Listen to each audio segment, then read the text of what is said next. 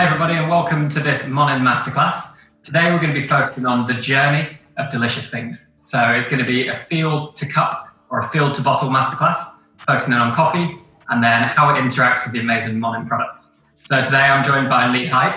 If Lee, you'd like to introduce yourself? Hey guys, I'm Lee Hyde, so I'm the Beverage Innovation Manager for MONIN in the UK and Ireland. And yeah, very glad to be here with Dan Fellows today. Hey Dan. Hello there. And I'm Dan Fellows. I'm the two-time World Coffee Good Spirits Champion. And I love coffee and I love cocktails. And ingredients are a very good way to bring the two together. So we're going to be making a couple of drinks as we go. But the format of today will be to start as broadly speaking as possible. So what is coffee? Where does it come from? How does that affect how it tastes and how it interacts? Focusing right down to the kind of finer details of how it can work well with other products and how different steps of that journey, from growing on a tree or an ingredient in a field, wherever it might be, can become the really delicious things such as coffee or the ingredients you see in front of us. So I think we're going to get straight stuck into it. And the first thing we're going to talk about is the origin of ingredients. So like many things, coffee grows in specific parts of the world. This is known as the coffee belt. So if we have the equator running across the globe, coffee pretty much grows either side of that. So it needs very warm climates. Coffee can grow in other conditions, but the coffee that we're going to be drinking, generally speaking, comes from that coffee belt. So it has been even grown in the UK, but has to be really cultivated and kind of the conditions manipulated to not really British conditions. So we have a little bit uncertain weather to grow coffee. But in places like Africa, Central and South America, and Asia, coffee really thrives. So with these kind of summers we've been having, do you think we're going to be able to grow in the UK soon? Probably. I think it'd probably be a bit quiet. Yeah, I know we can find things that you wouldn't expect to grow in the UK, increasingly so. But so yeah, and then what we're going to do is apply these same principles to MONIN and the syrups, and Lee's going to focus on a particular project we're working on in Madagascar. So coffee has a very huge flavour spectrum. So probably all of the flavours you can see behind Lee in the MONIN bottles, there is a coffee in the world, beautifully modelled, that can taste like that. So I've tried coffees that taste like pineapple. I've tried coffees that taste like cigarettes, really like positive and negative flavours. We're obviously going to focus on the positives. And all of those flavours are found by different steps along the way, being manipulated differently. So the really positive, like the pineapples, this might be caused by a number of factors, but something like a really negative kind of ashy, smoky flavour might be from a negative process, like really badly over-roasting the coffee. So we're going to focus on creating nice flavours, because that's what we're all about. So Lee, do you want to give a little introduction of the MONIN syrup range? Kind of. Absolutely. You're getting more and more familiar with it. I'm glad to hear over the last few months, which is great. We're up to about 150 flavours now with MONIN. So obviously all these flavours have to come from somewhere. So we're going to talk a little bit about that later, where the flavours come from. But is now a good time for you to talk about vanilla, Dan, or you got more coffee stuff you want to talk about? Yeah, for sure. I think we're going to talk about how different origins affect flavour. So if you want to, and also coffee is much more than an ingredient. It's a lifestyle for people. It's a livelihood. People rely on this in order to get through life. So MONIN do some really good projects all over the world, but specifically Lee's going to talk about the vanilla project in Madagascar. So I'm going to hand that over to you. That's right. Yeah, thanks. Yeah, thanks. So I will touch on the vanilla project a little. And it's a great one. It's super important for us, as I'm sure you can imagine. Vanilla, a hugely popular flavour. Whilst it's the #2 flavour in the UK, it's the #1 flavour for MONIN globally. Out of all our products. So very important and very important where we source that vanilla from. So we've always got it from Madagascar. Madagascar is the benchmark quality for vanilla. And of course, if you're not getting it from the natural source, there are other ways that you can create vanillin and sort of chemical and artificial ways of producing that. But it's always been very important for MONIN to get the natural ingredient. So with the situation in Madagascar, some of you might be aware, some of you might not. It's a lot of issues down there, and where vanilla production happens, it's mostly the northeast of the island, and there's a lot of gangs, there's a lot of corruption, and we found that the prices were going up, but actually the quality of the vanilla was going down, which obviously presents a problem for us.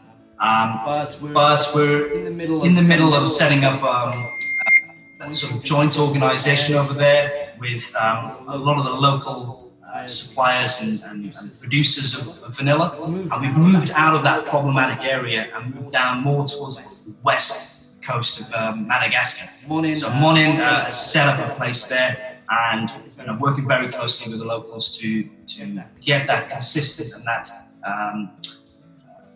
reliably sourced vanilla to go in our product.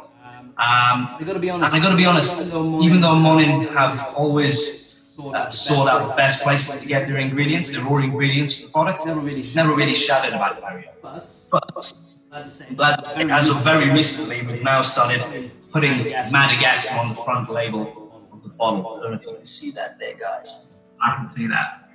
The lighting's a bit bright. You just have to take my word for it. It says vanilla from Madagascar. As well as that, we've got a few new products coming out very soon. So this is our craft sugar range, and we've got 3 in the range. We've got a coconut flour sugar, which comes from Indonesia. We've got a muscovado sugar, which comes from Mauritius, and then we've got a brown sugar syrup, which comes from Reunion Island. Both of those, Reunion Island and Mauritius, Madagascar as well. So yeah, it's great that we're talking about the origins and where the quality products come from, and I guess we're taking a bit of learning there from the coffee world.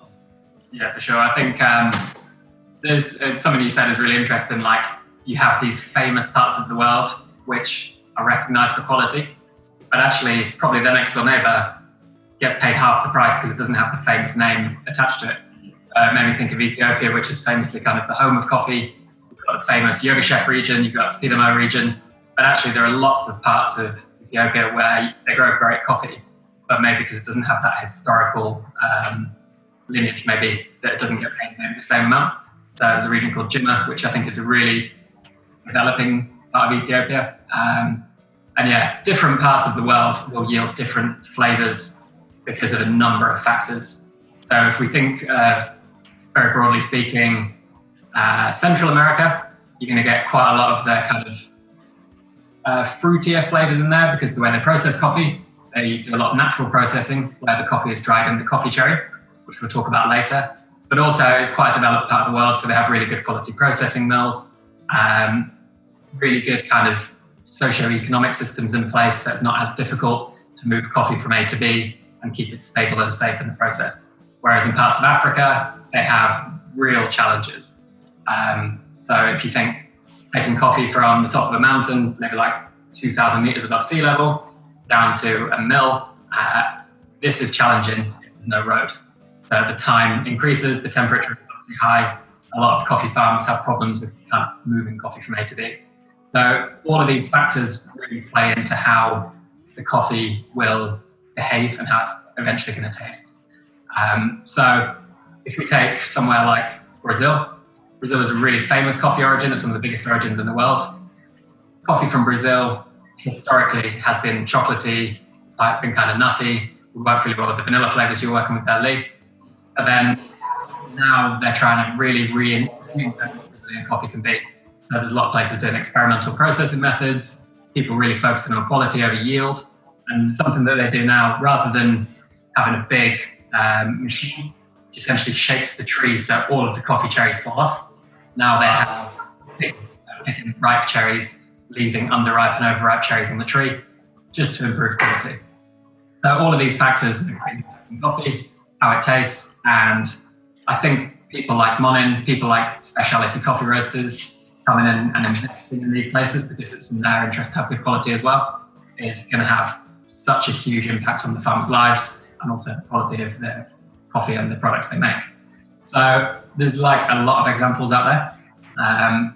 Without getting too specific about individual companies, I know a lot of coffee roasters have bought things like mechanical dryers, because if people bring their coffee from their farm down to where it needs to be kind of at the dry temperature ready for export. If it's maybe 2% higher, rather than taking the coffee all the way back up to the farm, drying it in the sun for however long it takes, then bringing it back down again, they will just put it in a mechanical dryer. It will bring it down to the exact kind of moisture content it needs to be at. And just by investing in that kind of equipment, then coffee farmers can thrive. They can sell coffee, A, at a high quality, and B, at a price point that justifies that quality. So it's kind of in everyone's interest to work together in these origins and really create a harmony between grower, producer, I guess, well, probably roaster / someone like MONIN who creates a good from the product, and then the consumer. So we need to recognize that coffee isn't just a drink that appears in a cup. It's something that grows on a tree. Someone has to pick it from the tree. It has to be processed. It has to be dried. It has to be exported. All these processes, if one of them is wrong, can have a massive impact on the cup. So I think that's probably the same with MONIN, isn't it? If you buy great ingredients, you can extract them in a positive way in order to get a nice ingredient. Exactly. What you're talking about the coffee just reminds me so much of the whole terroir element for wine production, and I guess the similarities are really close there as well. Yeah, there's a lot of affinities between coffee, wine, chocolate, anything where we're trying to make nice flavors from raw ingredients. There's a lot of kind of things we can learn from one another, and that's something that people are doing now. Actually, they're taking techniques from other industries, applying them to coffee, and seeing if it works, basically. There's a lot to kind of unpick, but very broadly speaking, coffee is a fruit. A lot of people don't know that. It grows across that kind of coffee belt, north and south of the equator, and it's really important that at every step of that chain, people are taking care of quality and also investing in, wherever they can, reinvesting in quality for the future. So coffee is really impacted by environmental factors as well. So for example, there's something called coffee leaf rust, which is where the coffee plant essentially gets infected. It doesn't have the high caffeine level of a Robusta coffee. So I'm talking about Arabica, in order to protect itself. And it just destroys crops. So a few years ago, this kind of spread all over El Salvador. It destroyed coffee farms. I think some of the farmers I spoke to produced 10% compared to the amount they produced the year before. So if you can only earn 10% of your essentially your salary, that has a massive impact. And then also from a kind of educational point of view, coffee historically over the hundreds of years has been grown by families. A lot of the time there would be child labour on the farms, and this is something that the specialty coffee industry are really trying to eradicate. So I know coffee companies who've reinvested in food and houses for the families, and also kind of educational systems to make sure those children aren't out picking coffee. They're actually out learning and rebuilding the kind of next generation of coffee farmers. This is actually a huge thing for MONIN as well. It's socially responsible sourcing of all our ingredients. And it's something that we've updated over the last few years. We've made sure now that all the suppliers of our raw ingredients, they have a really rigorous check to make sure that that all the raw ingredients are being reliably sourced and responsibly sourced. It's a massive challenge, but I think people now are aware enough of these things that actually work. And actually, I think consumers are now. Like the fair trade movement was a positive step, but now it's even taken 10 steps further. So being able to kind of visit these places, understand what's happening, is a really important step. Yeah. And it's going to be continuing to get a bigger and bigger issue as well, which is great. Sure. Is it time for me to make a cocktail yet? I was just going to say, Lee's going to make some Madagascar vanilla. I'm eager, so I want to use some of this vanilla syrup to show it off. So even though you can't see the bottle label very well there. So Dan, you and I were talking about some cocktails that we could make, and we wanted to show the vanilla. So as I said, it's the second biggest flavour for us in the UK, so you can find it almost everywhere. So if you don't have access to a bar or a restaurant to go and try it out, you can just pop into your local supermarket and pick some vanilla syrup up and make a nice easy one. Vanilla Espresso Martini. So I'm some coffee. I feel a little noisy. I will talk while you do that. So espresso is something that is hard to make at home without an espresso machine. But if you move back to the Espresso Martini Masterclass we did throughout lockdown. There's a couple of methods on how to make espresso strength coffee, not using an espresso machine. So it can either be a couple of capsules, work really nicely, although they're quite low intensity, so you might want to use maybe 2. And then there's an AeroPress recipe, which tries to recreate espresso texture, basically loads of coffee and not much water. We actually tried the other day making an espresso martini with instant coffee, and I was very pleasantly surprised, I've got to say. Yeah. Well, the Dalgona thing has hand texture. If you buy decent quality, there's definitely something in there. All right, so we've got my double espresso. Just get straight in.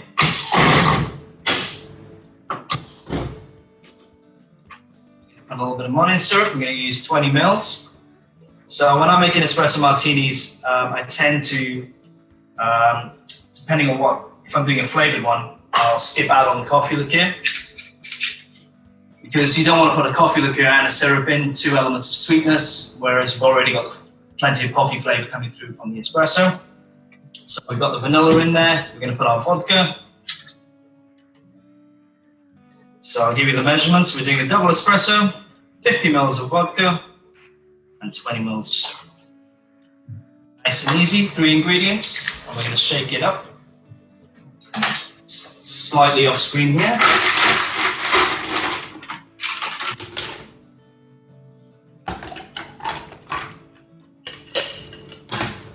Shake.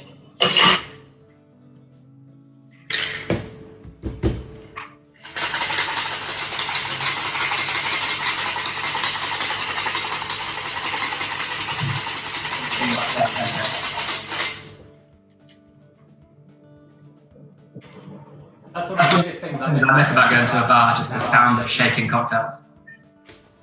I think a lot of people have been missing that over the lockdown. Comforting background of coffee grinders and shaking cocktails.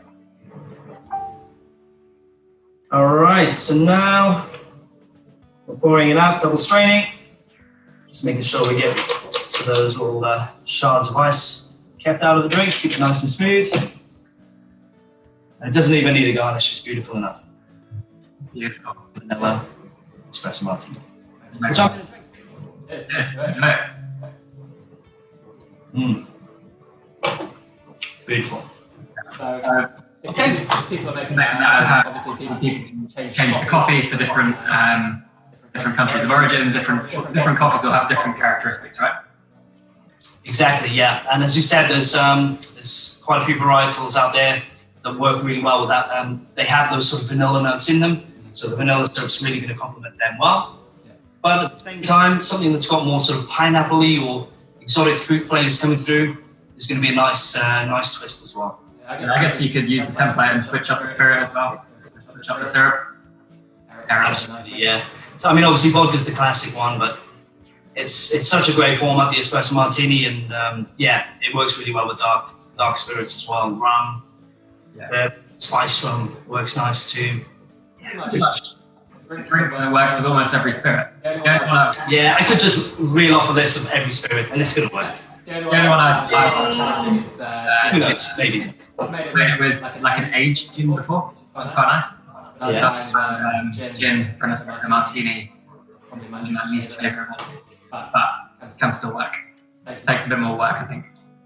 So yeah, and also texture is really important with an espresso martini. So the reason I suggest capsules or a really strong filter coffee which you apply pressure to, like an AeroPress, is that you can quite mimic full crema, but when you give it a really good shake, it has that kind of, I always compare it to like a cappuccino-like texture.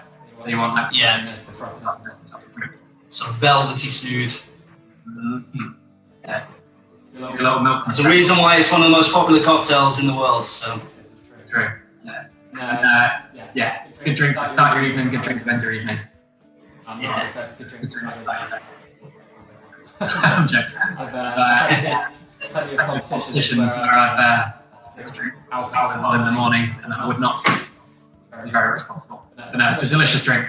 So yeah, and also the key to that drink is quality ingredients, right? What's that, mate? The key to the drink when it's raw and broken down to just 3 ingredients is quality, right? Exactly. Yeah, nice and simple. Cool. Amazing. So, Really well balanced. Yeah, exactly. We've got a nice template which we can work from.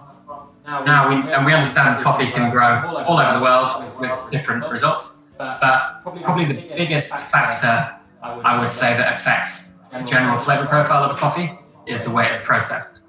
So if you think of a coffee fruit, it looks kind of like a cherry, it's round, it grows on a tree, you pick it off.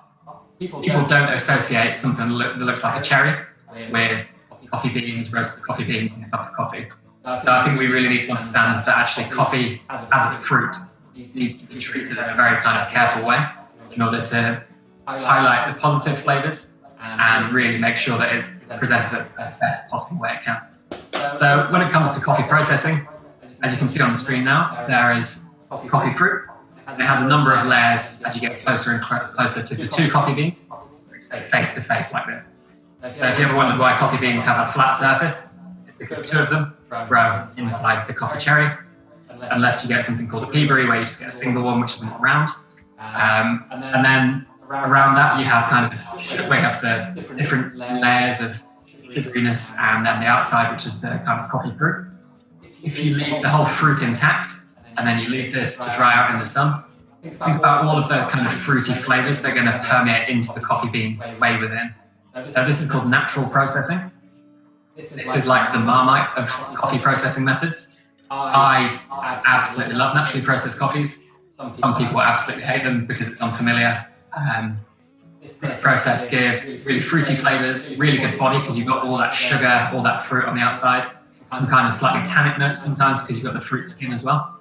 It gives really good body, it gives really high sweetness, but it can also, if it's not controlled, give a kind of fermenty, almost alcoholic flavour to the coffee. And when served with milk, some people can perceive this as like almost like an off flavour, even though I think it's delicious. So when you have naturally processed coffee, you have to really think carefully about how you pair this with alcohol and different syrups. So I'm going to be doing a couple of drinks which will flip-flop between the two kind of most contrasting ways of processing coffee. We're going to be using Acerola Syrup, which to me tastes somewhere between like a plum and a cherry. It's got the kind of tangy sweetness of cherry, but it's also got that kind of really like juicy fruit of like a plum. Do you know a lot about the Acerola, Lee? I didn't before we launched it, but obviously when I knew we were launching the flavour, did a lot of research. So also known as the Barbados cherry. So hugely popular in Brazil, which is where we originally launched that flavour for the Brazilian market. And it's a super fruit. So when you do see it in the UK, it's quite often associated with smoothies, for that super fruit element of it. But yeah, you described the flavour perfectly. It's that kind of sour cherry plum. It's sort of like a tartness there as well, but a nice ripe sweetness. It's a great flavour. I actually, everything I've used cherry for historically, I've subbed out for Acerola. I just think it's so complex. It's kind of interesting to ask conversation about it. And when you are pairing from naturally processed coffees, it's gutsy and these really kind of stand up to it because naturally processed coffees are very high body. So Acerola going on in there. Really nice partner to this. And if you think of flavours that associate with naturally processed coffees, red fruit is always a really good go-to for that. If I want to try this recipe at home, Dan, is it quite easy to get hold of that type of coffee? Yeah, for sure. Yeah, more and more coffee roasters are labelling more and more information about what they do. Actually, a lot of coffee you would drink is naturally processed, but not got that kind of big funky fermentation there. So this is well processed. But on the front of the bag, break down country of origin, which is explanatory. It will then have process, and the three most famous and most applied processing methods are the natural process, which we'll talk about now. Then we've got pulp natural, the wash process, and I'll break both of these down. But beyond that, you'll have variety. So coffee is like any fruit, has different varieties that have different characteristics. Then there'll be maybe a roast date, then there'll be some flavour notes. So if you really can understand what happens on that label, you can fine-tune the coffee you choose to match it with the other ingredients in your drink. So naturally processed coffees are really easy to come by. It has the environmental benefit of not using water for washing the coffee. So yeah, I would thoroughly recommend everyone tries a natural process because you might love it. Try it on its own if you can first, and then try it with milk. Because like I say, on its own, it's a really interesting kind of range of flavours you can find. And then with milk, it can turn into anything from like a strawberry milkshake type drink. Really delicious. But that's natural process. Then we have the pulp natural process, which is essentially the skin and some of the outside of the fruit removed. And this will basically have a similar flavour profile, all of that sweetness from the mucilage, which is very high in pectin around the coffee, but it doesn't have the skin. So all of those kind of tannic notes we spoke about earlier, the kind of wininess, the kind of almost like portiness in the process, you don't really find that with a pulp natural, which is also known as the honey process. This is more nutty, more kind of chocolatey, ties in really nicely, whereas a natural might want a really well-aged dark spirit. This might want something a little bit lighter, maybe like a Amontillado sherry rather than a Pedro Jimenez, maybe like a slightly younger whiskey than a natural process, which is something really kind of well-aged and quite intense. And pulp natural processes are kind of like really suited to a lot of things because they're not super fruity, they're not super delicate, they're just really well balanced. They're really nutty flavours, chocolatey flavours. If I'm making an espresso martini, I'd probably go for a pulp natural because it's a really nice complementary flavour to a lot of those in there. It worked really nicely with that vanilla as well. And then next process, wash process. If you remove all of the fruit, you have those 2 coffee beans, lay them down, dry them in the sun. That is called the wash process. And the reason it's called wash is because they use water to remove all that fruit, basically. So this yields quite a bright kind of clean cup. So a little bit more citrus, a little bit more kind of potential for florality, almost like a tea-like note to it. And all of these things I'm saying are very broadly speaking.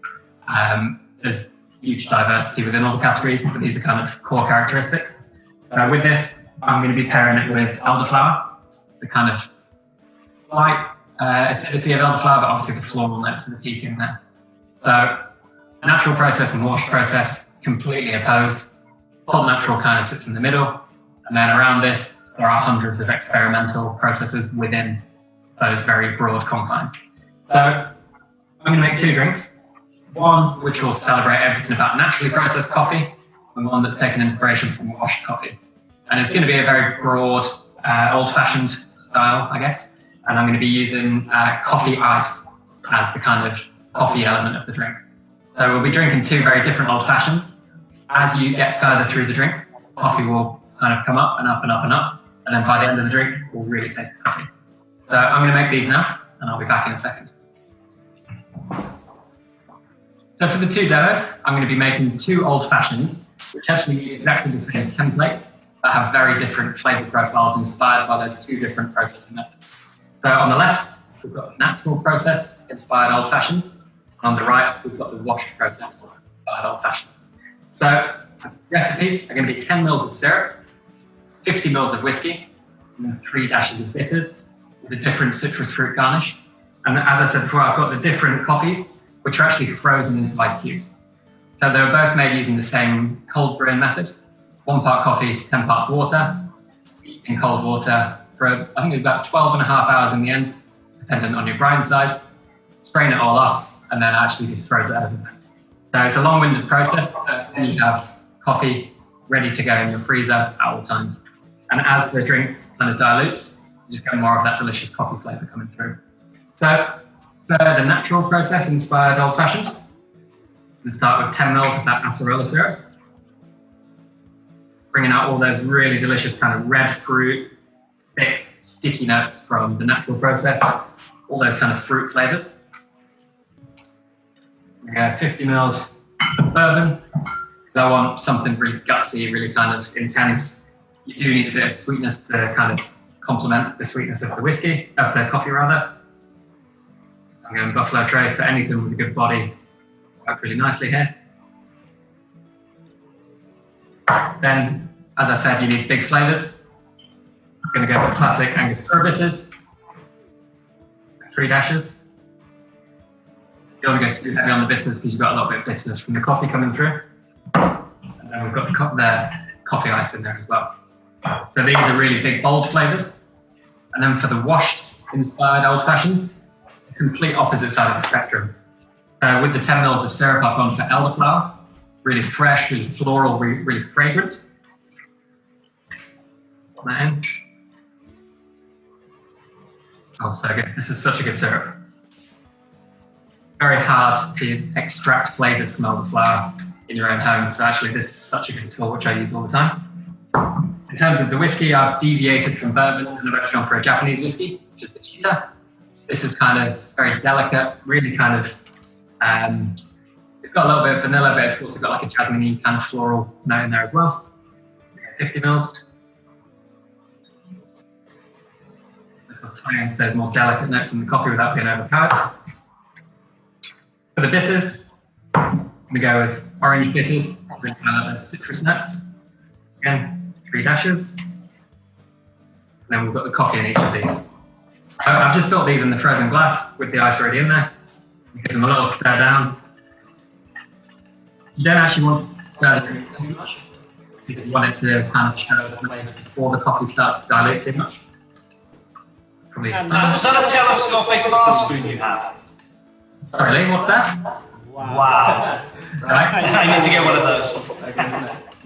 Because I've travelled so much and a classic glass spoon is so big, I've actually been able to just get that. Genius, right? So,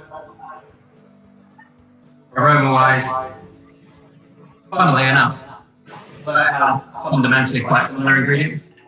The aromas are just vastly different. So this is like really gutsy, really kind of intense. I'm doing this before the garnish because it's not changing. Whereas this, pretty low aroma, to be fair, it's quite delicate. A little bit of citrus, but not really too much coming off it. So I want to complement those aromas with the garnishes. So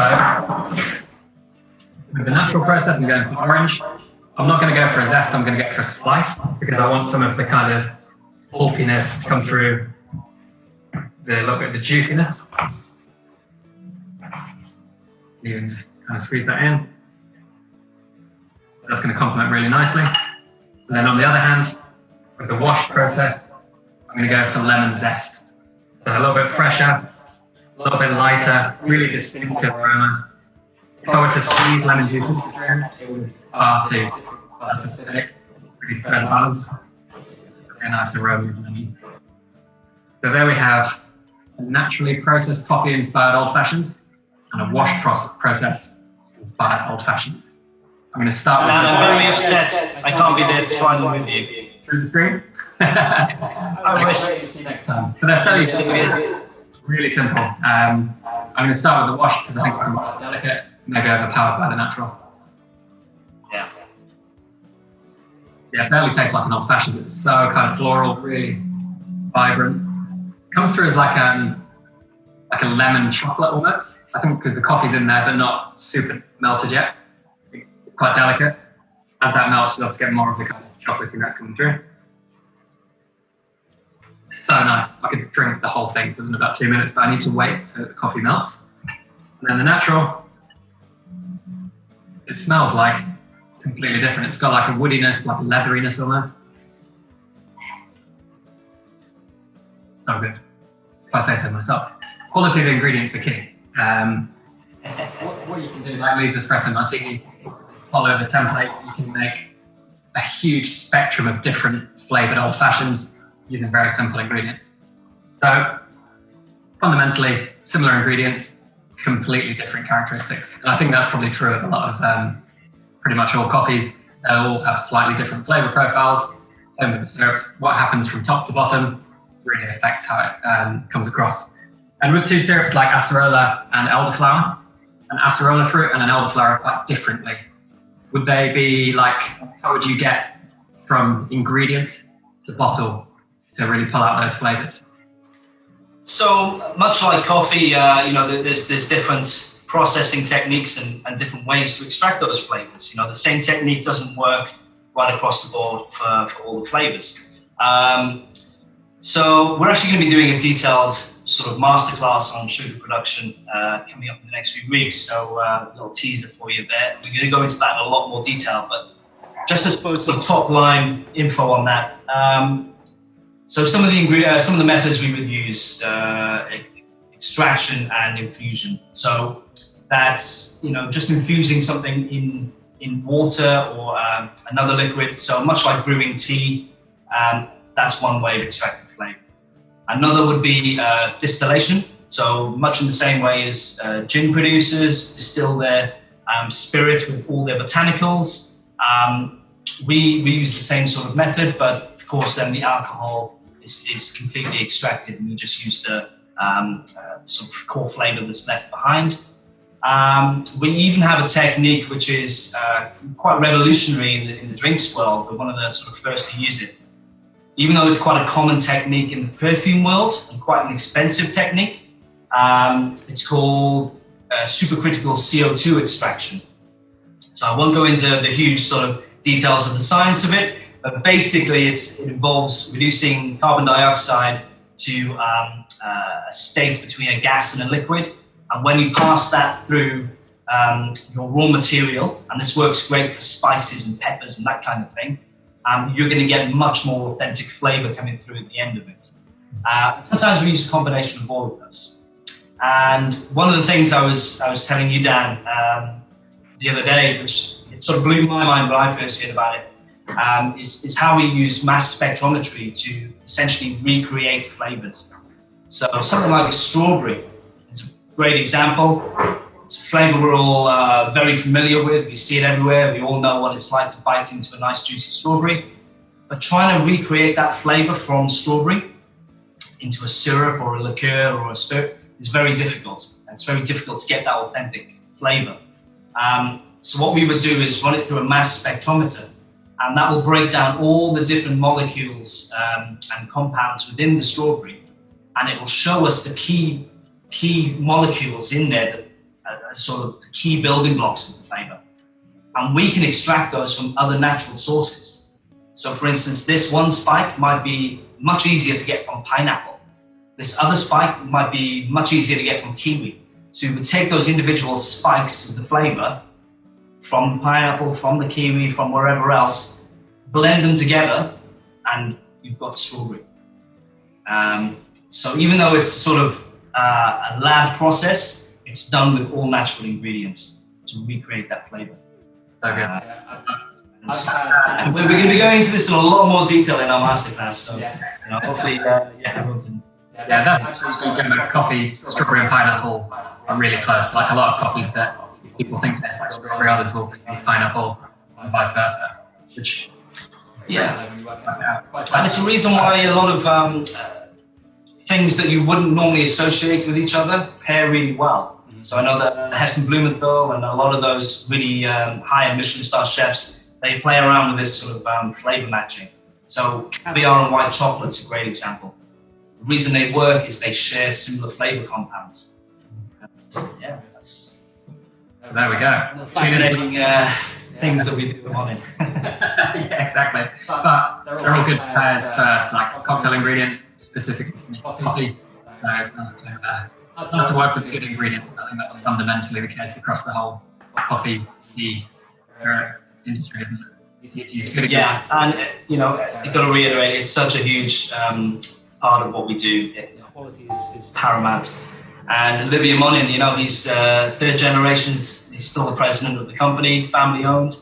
And every single product new product that gets authorized has to be authorized by him and tasted by him. So he's the final say on whether we launch a new product. So I'm going to keep my eyes peeled for new ones. I'm keen to try the craft sugars. And then I think I've actually seen Lee's Sugar Masterclass, and it's very eye-opening, very like something I would thoroughly recommend everyone watches. So I'm going to be back in next month. We have a craft sugars there, which I'm very keen to see. Yeah, I grabbed them and I remembered we couldn't really see the labels with the vanilla, so it's going to be the same thing. Yeah, they're good. So we've got coconut flour, we've got coconut flour, muscovado, and brown cane sugar. Brilliant. Yeah, I'm keen to try those. I think they're from specific origins. Yeah. So coconut I've made with coffees that taste like pineapple in the past. So I think that kind of tropical thing all ties in nicely. Coconut sugar doesn't really taste like coconut, but very delicious thing to use with coffee. Recommend it. That'll be great. We're very excited to launch these. So yeah, it should be soon. And then I'll be back in September, which is actually Zero Waste Month. So we're going to be focusing on that kind of element of things. And Lee, you're going to be back with your craft sugar masterclasses in different places and different platforms, right? Yeah, let's see. I think we're hoping for September as well on that. Yeah, it's going to be exciting. Well, thanks for joining me, Lee. You're a legend. Thanks for having me. Yeah. Good time. Enjoy your old fashions. I'm going to finish off the rest of this. Yeah, exactly. Good note to end on. A drink to each hand. All right. Cheers. See you soon.